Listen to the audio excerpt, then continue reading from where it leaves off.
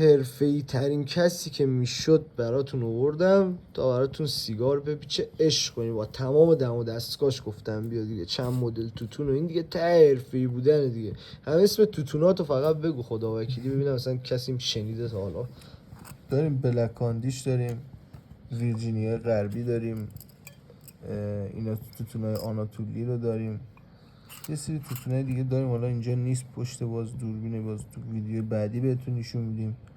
هستن توتونا مختلفه، حالا با توجه به ذائقه و سبک طعمی که دوست داریم بچشین، مزه‌ای که داشته باشه حالا متفاوته، ولی خواستیم خیلی مختصر و مفید سریع‌ترین نوع پیچیدن سیگار رو بهتون نشون بدیم، خیلی راحت با اون اصولی که داره.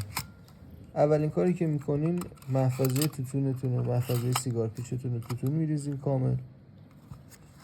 رول بالا رو خیلی سریع به سمت پایین نگه میدارین جوری که کامل لول بشه و پایین هضم بشه، یعنی جمع بمونه تو هم دیگه گیر کنه. حالا برگ پیپرتونه که میذارین، فیلترتون اگه مشخص طرفش که هیچ، اگه مشخص نیستن به همون ترتیب و ردیف قرار میدین به سبک پخش، نه که خیلی گلوله یا فشرده.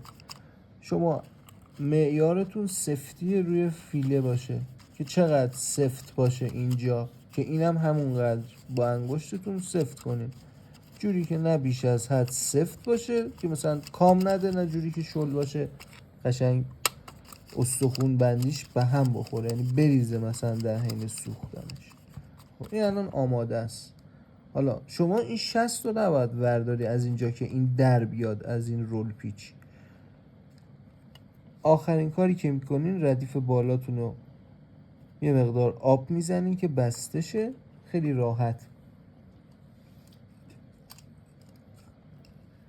چه بویی داره این توتون خدا وکیلی، منو کشته است. یک ذره لای بالا رو خیس که میکنین 60 رو ور نمیدارین، به همین حالت 60 رو که میپیچی میارین پایین، سیگار آماده خودش میفته بیرون. شما آماده مصرف بهترین سیگاری هستین که نیکوتین بالا، ضرر کم، قطران صفر، لذت ببرید.